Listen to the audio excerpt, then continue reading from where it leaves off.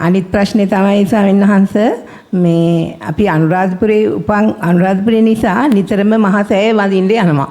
ඔයකට කමක් නැහැ ගියාට යන්න. ඔබ වහන්සේට ඒකේ අභ්‍යන්තරයේ චුට්ටක් පැහැදිලි කරන්න පුළුවන්ද මේ අපි දැන් අහලා ඔව් අභ්‍යන්තරයේ තියෙනවා ඔය අනුරාධපුර රුවන්වැලි මහසෑයේ දැන් දුටුගැමුණු රජුව හදනකොටත් ඕකේ යට පාදමක් තියෙනවා. මේ රුවන්වැලි මහසෑයේ යට තියෙනවා ලොකු පිරිත් මණ්ඩපයක් භාතිය රජුගේ කාලේ බොහොම ලස්සනට හදලා රත්තරන් ආලේප කරපු බිත්ති තියෙන මේ අඩි 60ක් 70ක් දිග අඩි 80ක් විතර දිග පළල තියෙන ලොකු පිරිත් මණ්ඩපයක් තියෙනවා. පිරිත් අහන්න රජදරුවෝ ආපු. ඒකට යන්න ඇතුල් වෙන්න ඔය එක අර වාසල් හතරකින් හතර පැත්තෙන් එක පැත්තකින් යන්න පඩිපෙළකුත් තියෙනවා. ඒ පඩිපෙළේ ලොකු දොරක් තියෙනවා ගල් දොරකින් වහලා. ඒ දොර විවෘත කරන්නත් ක්‍රමයක් තිබුණා. ඒ දොර ඒ කාලේ ඒක විවෘත කරන්නත් පුළුවන්. ඒ දොරෙන් විවෘත කළාම පඩිපෙළක් තියෙනවා පිටිත් මණ්ඩපයක් ලොකු විශාල තියෙනවා. රත්තරන් බිත්ති ඒ බිත්ති වල රත්තරන් ආලේප කරලා තියෙනවා. ඒ තරම් ලස්සන හොඳ මේ පිරිත් ශාලාවක් සහ පිරිත් මණ්ඩපයක් තියෙනවා. ඒක ඒ කාලේ ඔය ස්වාමීන් වහන්සේලා මහා විහාරයේ හිටපු ඇවිල්ලා භාතිය රජුගේ ආරාධනා පරිදි පිරිත් පැවැත්තුවා කාලයක්ම. දැන් ඒවා ඔක්කොම වැහිලා යටපත් වෙලා හැබැයි ඒවා ඔක්කොම තියෙනවා තාම. එතකොට ද්‍රෝණයක් ධාතුන් වහන්සේලා හැම වැඩ ඉන්නවද? ඒ තියෙන්නේ ද්‍රෝණයක් ධාතුන් වහන්සේලා වැඩ ඉන්නේ දැන් මේ රුවන්වැලි මහසෑයේ ධාතු කරඬුවක් තියෙනවා. කොටක් තියෙනවනේ. කොටක් තියෙනවා චූඩාමාණික්කයක් තියෙනවා ධාතු කරඬුවක් තියෙනවා. ඔන්නේ ධාතු කරඬුවේ තියෙනවා බුදුහාමුදුරුවන්ගේ සර්වඥ ධාතුන් වහන්සේලා කොටසක්. ඒ ධාතු කරඬුවේ එහෙම තිබුණත් දැනුත් අදත් තියෙනවා. ඔය ඒ තුනම දැන් ඔය රුවන්වැලි මහසෑයේ තියෙනවනේ. ඊට පස්සේ තිබුණා රජදරුවෝ නොයෙක් දේවල් තැන්පත් කරපු ගර්භයකුත්. ඒකෙත් යම් දේවල් තැන්පත් කරලා තිබුණා. ඒ ධාතු ගර්භයට උඩින් තියෙනවා කොටක්.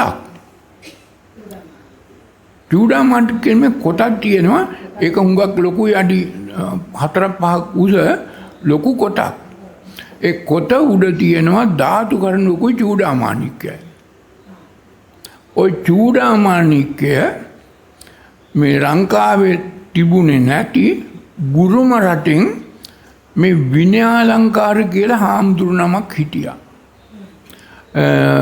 බුරුමේ රජ පවුලකින් මහණ උච්ච විනයාලංකාර. දැනටත් පොකුණු විට තියෙනවා ඒ හාමුදුරුව නමින් හැදුව පන්සලක් විනයාලංකාරාමේ.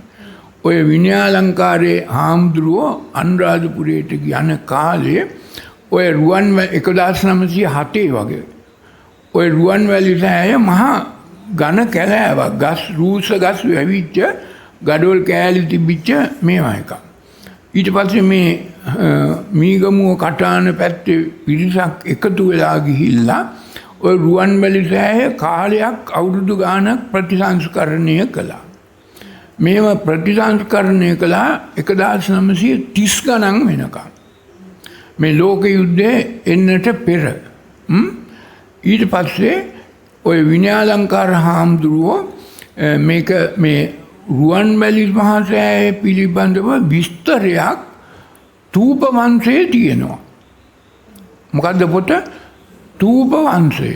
මේ තූප වංශයේ තියෙනවා මෙන්න මෙහෙම රුවන්වැලි මහසෑය කියලා ස්තූපයක් හැදුවා. ඒක තියෙන දේවල් මෙහෙමයි ලස්සන කියලා ඔක්කොම තියෙනවා තූප වංශයේ පරිච්ඡේද ගානකම. ඒ තූප වංශය කියවලා දැනගත්තා මෙතන මේක තියෙන දේවල් ඔක්කොම මේ කොටක් මේ ඒ වගේම මේ අර කරඬු ඔක්කොම ඒ වගේ අණුව දැන් මේකේ මේ කොටක් හදන්න ලොකු කොටක් මේක පිත්තල වලින් තඹ වලින් හදලා ඒක හැදුවා. ඒක හුඟක් අමාරුයි. ඊට පස්සේ මේකට චූඩාමාණික්කයක් හෙව්වා. චූඩාමාණික්කයක් හොයනකොට බුරුම රටේ ගිහිල්ලා මේ විනයාලංකාර හාමුදුරුවෝ පිණ්ඩපාතේ වැඩලා බුරුමේ සල්ලි වලින් එක්කහු කොල්ලා ඔය ලොකු පතල් වල තිබ්බ පලිඟුවක් අරගෙන ඒක හොඳ ලස්සනට කැපුවා. කපලා හදලා බලනකොට ඒකේ පළුද්දා. ඒක පන්නන්න බෑ. ඒ ගමන ආයිසරයක් ඒක අයින් කරලා විකුණලා ආයිසරයක් චූඩාමාණික්කයක් හදලා මේක කළා. ඊට පස්සේ මේ ඔක්කොම විස්තර තියෙනවා මේ පොත්වල ලියලා.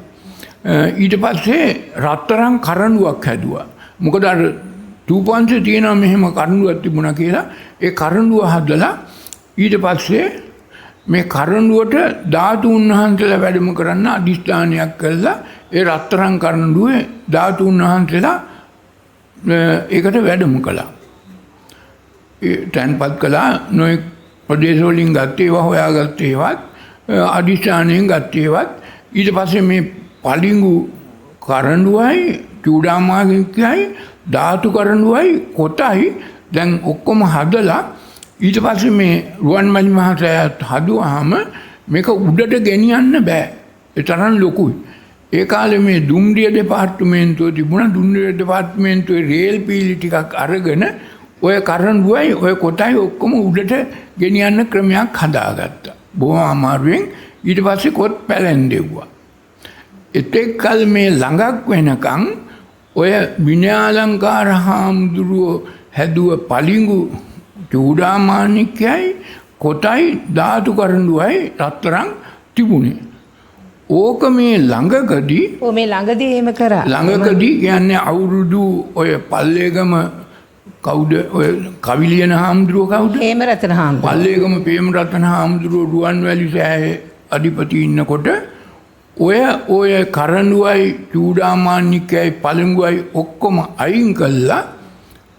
තව පුද්ගලයන්ගේ උපදේශ ආධාරයත් ඇතුව ඊට පස්සේ අලුත් එකක් හදලා දැන් මේ මෑතකදී එහෙම පැලැන්දුවා. ඒක ප්‍රදර්ශනය ඒක ලොකු ව්‍යාපාරයක්.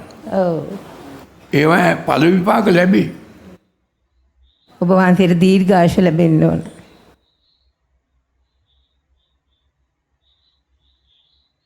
දැන් ඊට පස්සේ ඔය අනුරාධපුරේ යන අය ඔය රුවන්මැලි සෑයම එහා පැත්තේ පොඩි කුටියක් වගේ ගයක් හදලා අර පලිඟු අර පරණ මේ කොටයි මේකයි විතරක් තියෙනවා.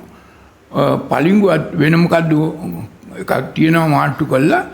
රත්තරන් අර ධාතු කරඬුවයි පලිඟුවයි නැහැ. අනික ඒවා තියෙනවා. අලුත් ඒවා හයි කරලා තියෙනවා. ඕවා මේ ආගමෙන් කරලා තියෙන දේවල්.